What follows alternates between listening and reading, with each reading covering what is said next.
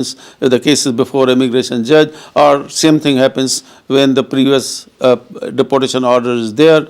Now, one question I want to ask you, David. Some clients, some people will come to us and saying, yeah, I had a previous deportation order, and I want the case. I'm married to a U.S. citizen, my wife's a citizen. I want to get this case reopened based upon the joint motion that you talked on ITV.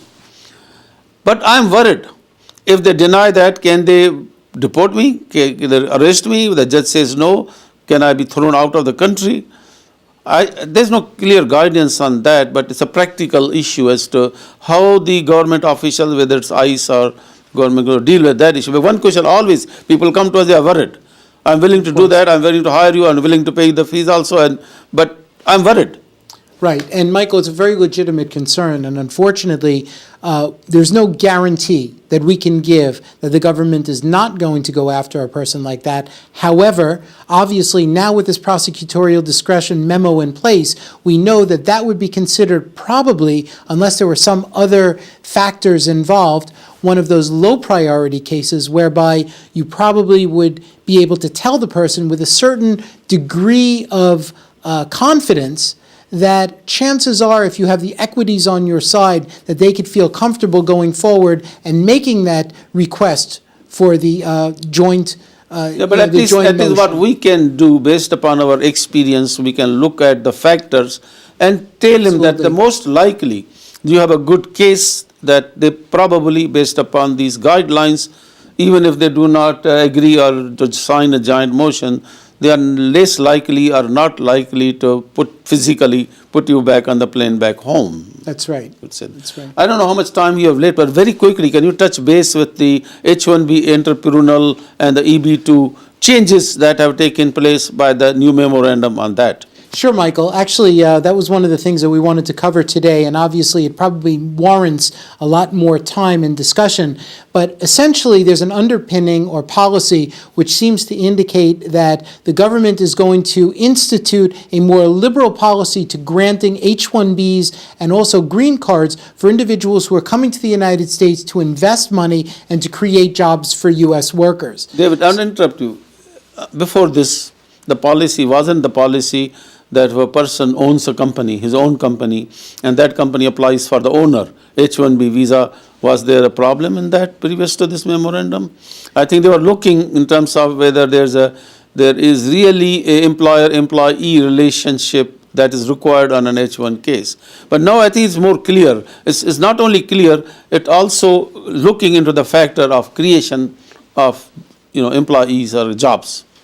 Right, and I think that what it is, Michael, is that the government's going to take a very holistic view of any case that's done this way.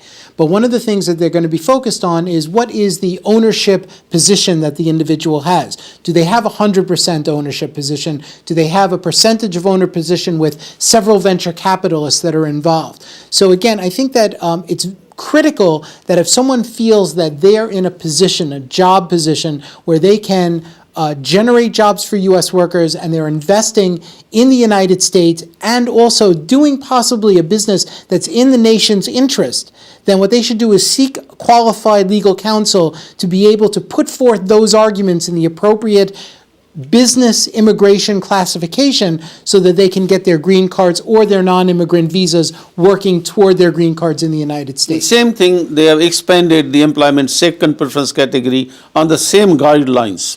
That if a person starts a business, his own, he's creating jobs, and the employment of this person is also encouraging more employees to be hired, then that person can also be granted a EB-2.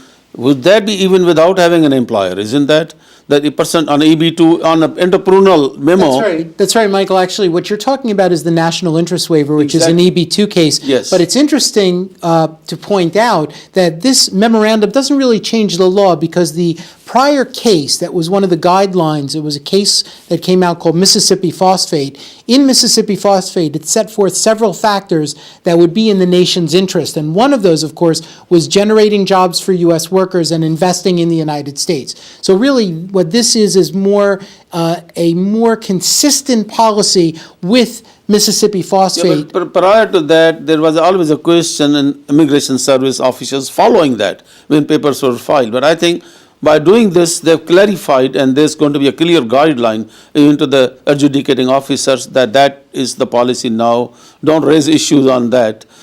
So that's a good thing, isn't it? I agree with you, Michael. I think that it's good that it's becoming an issue and that it's being brought to the attention of the adjudicators. I can tell you from personal experience that several of the lawyers in our office have had discussions with the adjudicators at the Vermont Service Center, some of the other service centers, and they didn't even know that this memo existed. So we actually had to bring it to their attention, and then when they saw it, they said, "Oh, we understand this now," and then it helps us to adjudicate our case because they understand and they're educated about what this memorandum From time says. to time, David and me or our attorneys go actually physically to various service centers, Vermont Service Center and other centers, and we find when we meet the officer, we discuss these issues and very invaluable information.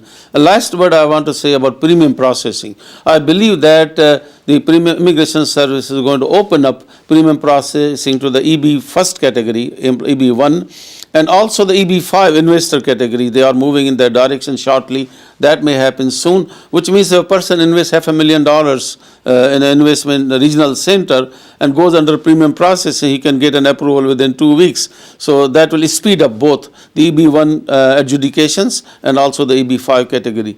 With that, I think we are running out of time. We thank you very much for watching the program. Mr. David Nachman, thank you very much. And thank you, Michael. viewers.